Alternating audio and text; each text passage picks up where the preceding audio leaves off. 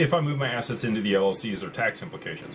And there can be if you set up a partnership. So a lot of people want their spouse on the LLC, which is completely understandable, right? There are 15 states that have a qualified joint venture, or a QJV.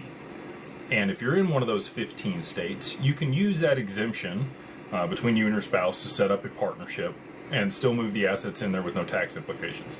If you're not in one of those states, one of the spouses is going to set up a single member LLC.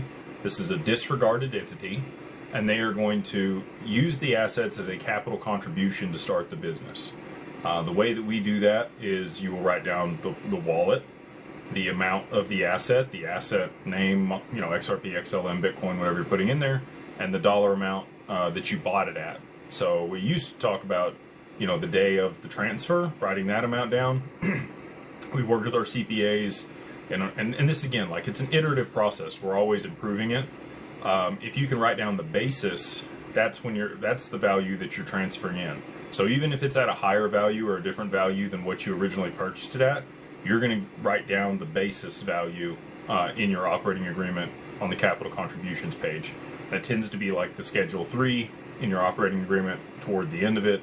And that's where you're going to list the wallet again, the asset, the amount of the asset, and your cost basis, or whatever amount of money it was worth when you bought it.